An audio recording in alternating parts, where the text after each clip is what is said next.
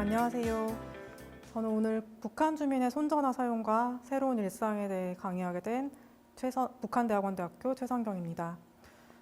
북한에서 휴대폰을 손전화라고 부르는데요. 북한 주민들은 이러한 손전화를 어떻게 사용하고 있을까요? 또 휴대폰 사용이 이들의 일상에 어떠한 영향을 미치고 있을까요?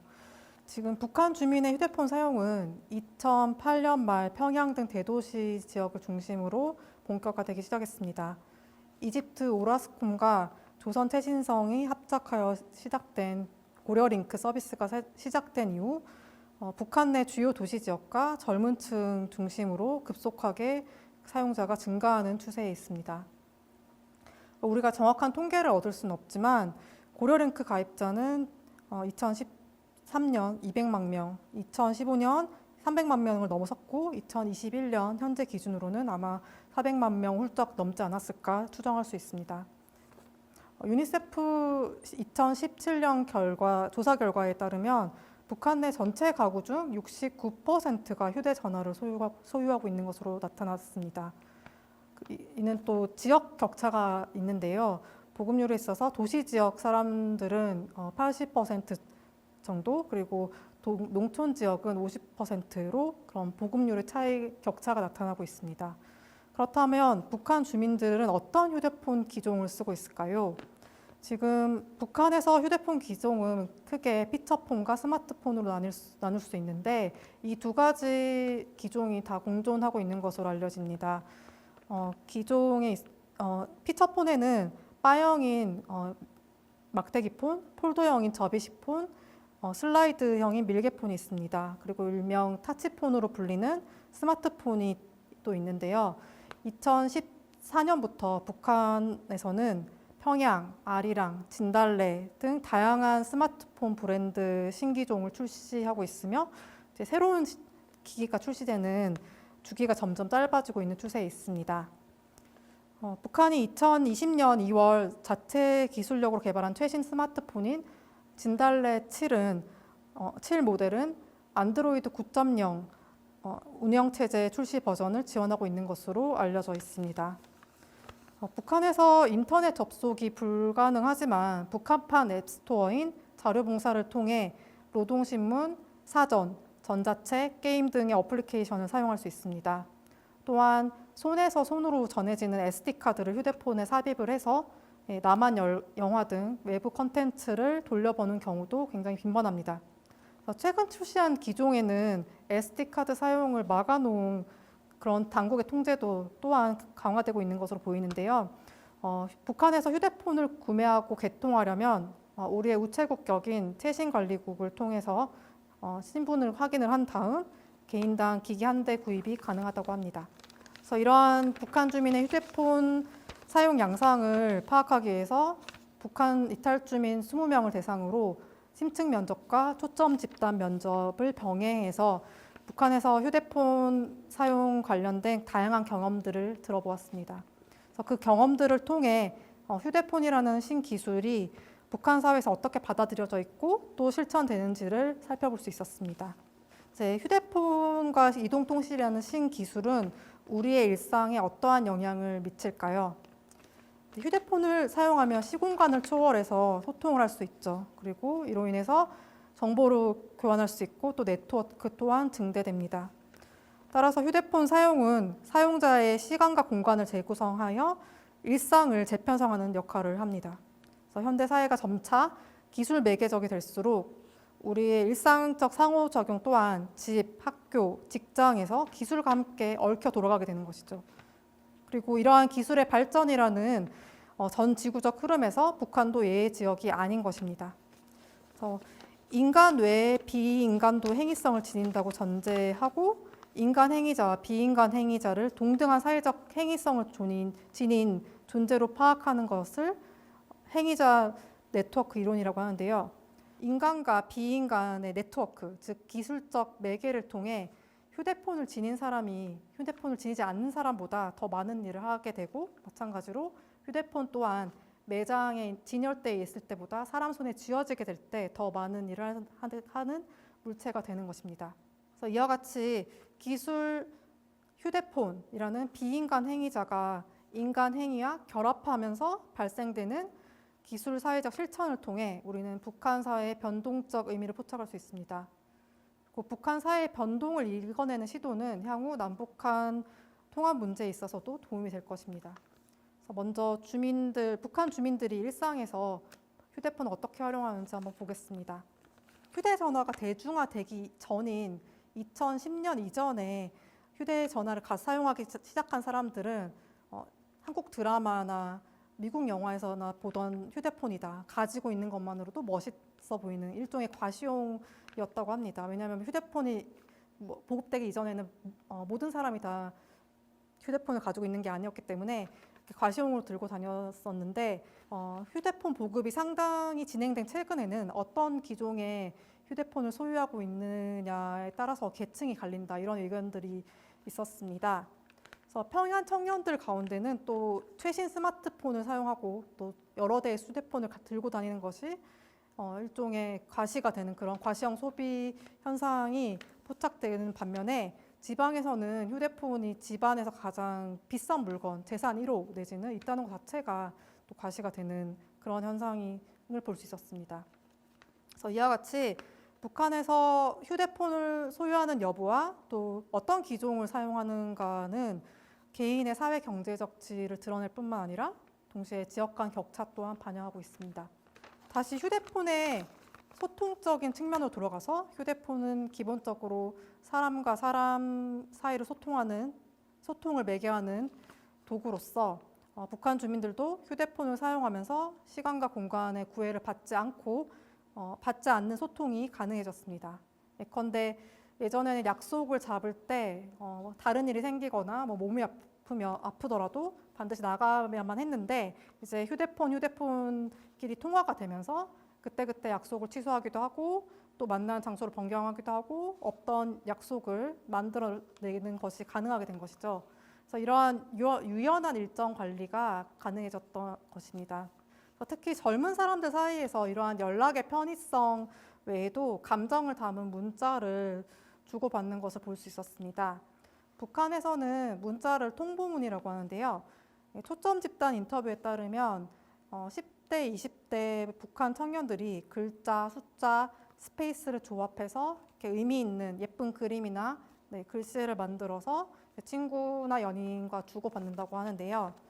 지금 아마 투지폰 세대들은 기억이 나실지 모르겠는데 지금 오른쪽 그림과 같은 그런 모습인 거죠. 그래서 이렇게 만드는 것이 과정이 굉장히 귀찮지만 이렇게 상대에게 마음을 전달할 수 있기 때문에 자주 만들어서 보낸다고 합니다. 그래서 이는 북한 청년 세대가 휴대폰 문자 메시지를 사용해서 정서적인 상호작용을 하고 있다는 것을 보여주고 있습니다. 또한 휴대폰 사용은 문자뿐만이 아니라 통화를 통해서도 유대감을 형성하는 것으로 나타났습니다. 제가 인터뷰한 분들 중에 함경도에 거주했던 60대 여성분이 계시는데 이 여성분은 휴대폰을 소유하고 있지는 않았지만 이제 시장 매대에서 돈을 주고 빌려서 황해도 친정에 있는 식구들과 통화를 하며 고향 소식을 듣기도 했다고 합니다. 또한 북한에서는 공복무를 출신지가 아닌 멀리 떨어진 타 지역에서 하게 되는데요. 군대 가는 아들에게 손전화를 하나 손에 쥐어주는 것은 어느 정도 보편화된 것으로 보입니다. 다음으로 시장을 통해 입수한 SD카드를 통해 영화를 보고 드라마를 보고 또 노래를 듣고 게임도 즐기면서 여가를 보내는 사례를 많이 볼 수 있었습니다. 영상물을 보면서 한국에서는 저런 패션이 유행하는구나, 또 발전된 외국 한번 나가보고 싶다 이런 생각도 들고 또 로맨스 영화를 보면서 저런 사랑 한번 해보고 싶다 이렇게 공감하기도 하지만 다른 한편으로는 있을 법한 허풍이다, 또 영화는 어디까지 영화로 봐야 된다 의견도 있었습니다. 특히 휴대폰 사용은 경제 활동에 있어서 큰 영향을 미쳤습니다. 북한에서 장사하는 사람들 사이에는 요즘 굶어도 휴대폰 하나는 손에 쥐어야 된다는 말이 나올 정도인데요. 시장 참여자들이 예전에는 상품 정보를 얻기 위해서 이제 발품을 팔아야 했지만 지금은 앉은 자리에서 정보를 바로바로 얻을 수 있다는 것입니다. 다시 말해서 90년대 북한의 경제난 이후 이제 시장화가 확대되면서 시세 차익을 얻기 위해서는 다른 장사품보다 좋은 가격에 물건을 빨리 보내는 것이 중요해진 것인데요. 이러한 시장 수급 흐름과 가격 정보를 이제 신속하게 파악을 해서 시적절하게 활용하기 위해서는 또 휴대폰을 사용하는 것이 굉장히 필수적이 된 것이죠. 예를 들어서 제가 인터뷰를 했던 분들 가운데서 이제 다른 지역으로 출장을 갔을 때 그 지역에 있는 물건을 구입하기 전에 이제 내답할 지역의 시세를 먼저 이제 확인을 해보고 이제 얼마가 필요하냐 이런 부분을 미리 파악을 해서 시세와 수요를 신속하게 알아보고 어떤 물건을 얼마나 사야 될 것인지 결정하기도 했습니다. 더군다나 휴대폰 보급 이후에 또 거래자들끼리 직접 만날 필요가 없이 가격 협상부터 구매와 판매까지 전 과정을 전화로 진행할 수 있게 된 것입니다. 그래서 휴대폰 사용으로 개인과 개인 간의 네트워크를 통한 판로가 형성되면서 장거리 직거래도 가능해진 것으로 보입니다. 다음으로 휴대폰 보급은 상품 수송 부분에 있어서도 편리함을 가져다 주었습니다. 북한에서는 시외버스 기차를 통한 이동이 상업행위의 상당 부분과 연계되어 있는데요. 시외버스 기사나 기차의 열차원들의 휴대폰 번호를 알 수 있으면 이제 빠른 배송 서비스를 이용할 수 있는 그런 접근성이 생기게 된 것이죠. 뿐만 아니라 휴대폰 사용은 운송 과정에서의 리스크를 완화시키기도 했습니다. 휴대폰 사용 전에는 다른 지역에서 물건을 싣고 떠난 차가 제 시간에 도착하지 않으면 이 차가 사고가 났는지 확인할 길이 없었다 이런 얘기들을 들었는데 이제 휴대폰을 사용하게 되면서 이제 출발할 때 사진도 찍어 보내고 중간중간 어디 왔어요 이렇게 문자도 보내면서 또 도착하기 전에는 이제 30분 전이니까 나와라 이런 식으로 시시각각 운송 상황을 전달받고 조율할 수 있게 된 것입니다. 그리고 휴대폰을 사용하게 되면서 북한에서는 민간 송금 체계에 있어서도 주목할 만한 변화를 보이고 있습니다.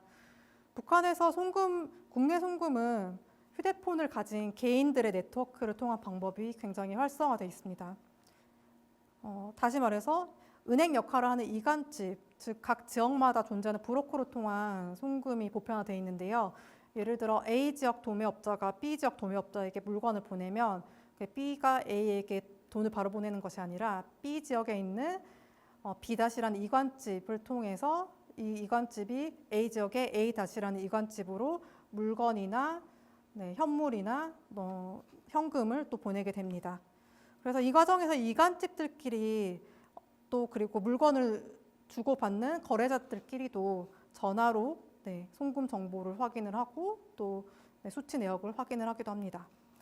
또한 남한에 거주하는 북한 이탈 주민의 경우 북한에 있는 가족에게 송금을 하게 될 때 북한, 중국, 남한 이 삼각 송금 시스템이 작동하게 되는데요. 북한 가족이 국경 지역이 아닌 그 내륙 지역에 거주한다고 가정을 했을 때 이 송금할 때 국제 전화가 어떻게 이루어지는가 하면 저 오른쪽 그림에 B 브로커가 국경지대에 있는 B 브로커가 이제 국제 전화가 되는 중국 폰과 이제 국내 전화가 되는 북한 폰을 붙여서 서로의 목소리가 흘러나오면서 이제 통화가 이루어지는 것이죠. 그래서 가족의 목소리가 흘러나오면서 이제 송금액 이번에 얼마 보낸다, 돈은 잘 받았냐 이런 내용들을 확인하게 됩니다. 그래서 그림과 같이 한, 중, 북 3단계를 경유할 때 중국의 A 브로커와 북한의 B 브로커 두 브로커 간에 이미 존재하는 거래망을 통해서 돈이나 물건이 전달이 됨으로써 이제 송금이 이루어지게 되는 것이죠. 그래서 송금 액수를 확인하는 통화에서도 서로의 안부를 주고받기도 하고 그런 통화가 이루어지기도 합니다. 그래서 이와 같이 송금은 지역 간 그리고 초국적 네트워크를 통해서 작동을 하는데 휴대폰이 이런 과정들을 매개하고 있다고 할 수 있겠습니다. 지금까지 살펴본 결과 북한에서의 휴대폰 사용은 지역과 지역, 사람과 사람 간의 커뮤니케이션을 굉장히 활발하게 하고 있는 것으로 보입니다. 그렇지만 모든 연구 참여자에 따르면 휴대폰으로는 간단한 통화나 일상적인 이야기만 하고 진짜 중요한 이야기나 민감한 내용은 대면으로 소통하는 것을 선호했습니다. 다시 말해서 약속을 잡고 또 친구를 만나고 친구랑 수다를 떨고 가족과 이렇게 소통을 하는 그런 기본적인 소통을 휴대폰을 통해서 하긴 하지만 아주 민감하거나 비밀스러운 얘기는 절대 나누지 않는다는 것입니다.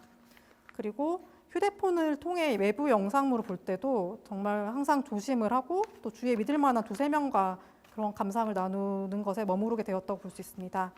그래서 시장 참여자들 역시 이렇게 통화를 할 때, 장사를 할 때, 좀 불법적인 거래를 할 때 당국의 감시를 피하기 위해서 미리 정해놓은 암호나 은어를 사용하는 것을 볼 수 있었습니다. 이와 같이 항상 그 단속을 염두에 두는 것이 몸에 배어 있다 이렇게 볼 수 있겠습니다. 그래서 이상의 사례들을 통해서 북한 주민의 휴대폰 사용은 가족, 친구, 친척 등 기존 관계에 있어서의 정서적 친밀감을 전달하고 또 원거리 관계 유지를 가능하게 했다고 할 수 있겠습니다. 또한 시장 발달과 맞물려서 경제 활동을 통한 소통에서도 거래자 간의 상호성을 증진할 수 있었고 또 생계를 위한 정보 획득 그리고 시장 경제 활동 활성화에 기여했다고 할 수 있겠습니다. 하지만 기본적으로 북한에서 모든 통화가 도청되고 있다는 그러한 북한 주민들의 인식은 휴대폰 사용이 여전히 감시라는 국가 시스템 안에서 이루어지고 있다는 점을 반영합니다. 그리고 또한 북한 주민의 휴대폰 사용에 대한 당국의 태도 역시 무기인가 통제 사회로 오가고 있는 것으로 확인되는데요. 이러한 아주 사적이고 개인적인 기기인 휴대폰 사용도 여전히 공적인 국가적 감시 시스템에 포섭되어 있다고 할 수 있겠습니다. 하지만 장기적으로 봤을 때 북한에서 휴대전화의 보급과 사용은 전혀 예상하지 못했던 새로운 사회적 다이나믹을 구축하는 데 있어 중요한 요소가 될 가능성이 있습니다.